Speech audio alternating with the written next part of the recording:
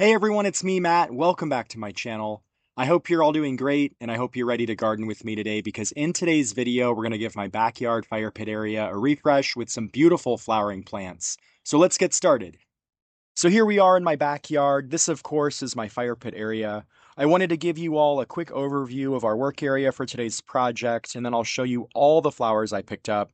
So my plan for today is to add some color in between the three planting areas between these Adirondack chairs. Looking a little closer, you can see I've got some beautiful red and pink Hawaiian tea plants in these spaces, along with some Liriope muscari planted in around their bases. This area is also hooked up to my drip irrigation system. There's about 5 to 6 feet of brown drip tubing with emitters every 6 inches wrapped around each plant grouping.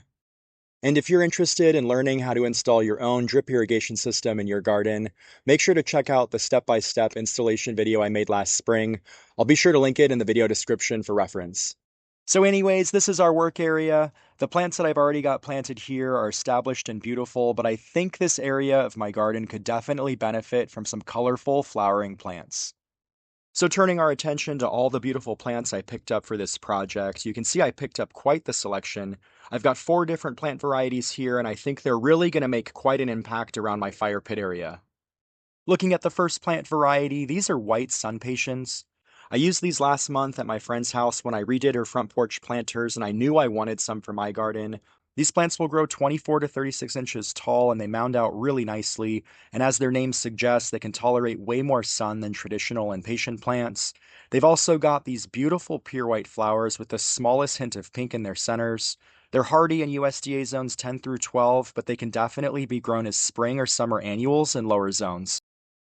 The second plant variety I picked up are these stunning blue violas. These plants will grow to be about 8 inches tall and 12 inches wide. They're hardy in USDA zones 3 through 8, so they handle the cold really well. One of my favorite things about violas is that they're prolific bloomers. You can see these plants are covered in flowers. They're a really great bang for your buck plant too. They're typically really inexpensive and they add high impact into any garden bed. Looking at the third plant variety, I picked up these yellow pansy plants. These plants have a very similar flower structure and growth habit to the violas, except you can see their blooms are quite a bit larger. They grow about 9 inches tall and spread about 12 inches wide. They're hardy in USDA zones 6 through 10, making them more tolerant of cooler weather. And like the violas, these plants are typically inexpensive but add a bright pop of color into any garden bed. And then the last plant variety I picked up are these white verbena plants. Verbenas are by far one of my absolute favorite flowering plants to use in the garden. They're a spreading ground cover that'll grow to be about 6 to 12 inches tall and spread up to 3 feet wide. These plants also do really well in containers because of their trailing growth habit. They're hardy in USDA zones 8 through 11. They're actually a perennial here in Florida, but they can definitely be grown as annuals in lower zones. And then one more quick thing I wanted to mention. All of these plants do really well in full sun to part sun areas. The garden beds around my fire pit get dappled sun throughout the day because of the tree cover, and then they get direct sun in the late afternoon. So all of these plants should do really well in this area. So now that we've reviewed all these flowering plants, let me talk you through how I'm going to place them in the garden beds. So I'm going to start by using the white sun patience as the center focal plant in each area. Next, I'm going to flank each side of the sun patience with 2 of the blue violas, followed by 1 yellow pansy, and then I'm going to plant 1 white verbena toward the front of each plant grouping. This placement will allow the sun patience to get nice and tall in the center of each grouping, with the violas and pansies mounding up on the sides, and then the white verbena ground cover will be able to really spread and fill in the areas toward the front. So now that the plants have all been placed, let me get my hand shovel, my garden soil, and my slow release fertilizer, and we'll get them all planted in.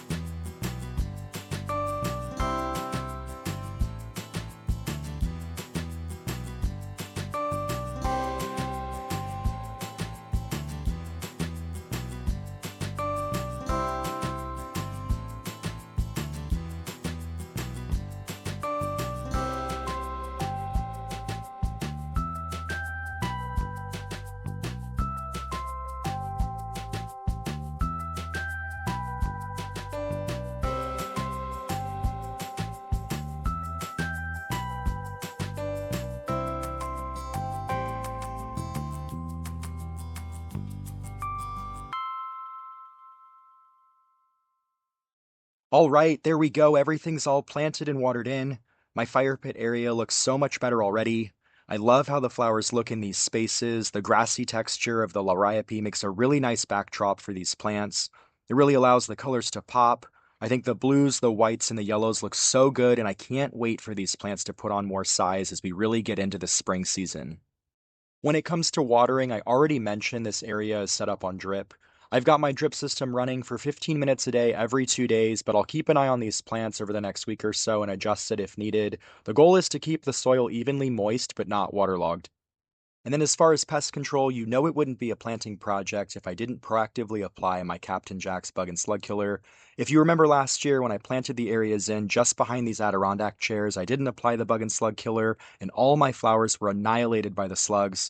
I learned my lesson from that project, and I definitely make sure to apply this stuff around all my new planting areas.